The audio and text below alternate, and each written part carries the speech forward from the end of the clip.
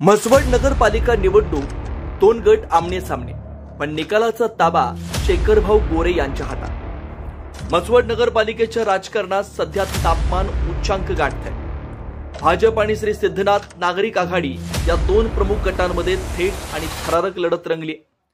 दोन्ही बाजूंचा प्रचार आक्रमक टप्प्यात पोहोचलाय। गावागावात वातावरण युद्ध सरावासारखे दिसतंय। अशात शेखरभाऊ गोरे गटानं सर्व उमेदवारांचे अर्ज माघारी घेण्याचा घेतलेला निर्णय म्हणजे या निवडणुकीतील सर्वात मोठा राजकीय स्फोट ठरलाय।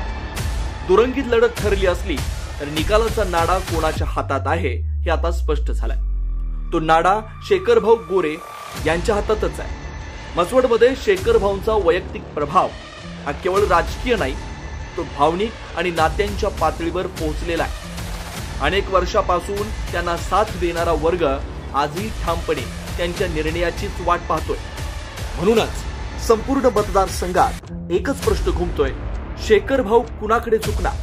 त्यांचा कौल कोणत्या गटाकडे झुकेल? यावर संपूर्ण समीकरण एका क्षणात बदलण्याची ताकद आहे। भाजपकडून त्यांच्या समर्थनासाठी जोरदार प्रयत्न सुरू आहे, तर सिद्धनाथ आघाडीतही तितकाच ताण आणि अपेक्षा आहे। दोन्ही गटांना माहिती आहे की शेखरभाऊंचा पाठिंबा मिळाला तर विजयाच्या दिशेने अर्धी पायरी चढल्यासारखे ठरेल।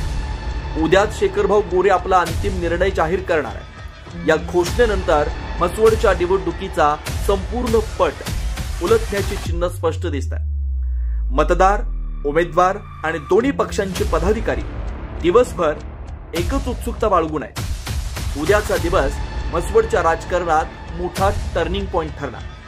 या घोषणेनं कोणता गट उघाडी घेणार आणि कोणाचा डाव कोसळणार ते उद्या स्पष्ट होईल। परंतु इतकं निश्चित आहे की या निवडणुकीचा खरा खेळाडू कोण हे ठरवणारी किल्ली सध्या शेखरभाऊंच्याच खिशात आहे। आवाज माणदेशाचा, माणदेशातील प्रत्येकाचा, माणदेश प्राईम। सबस्क्राइब करा आणि अपडेट रहा। नवीन व्हिडिओच्या नोटिफिकेशनसाठी बेल आयकॉनचं बटन दाबा। धन्यवाद।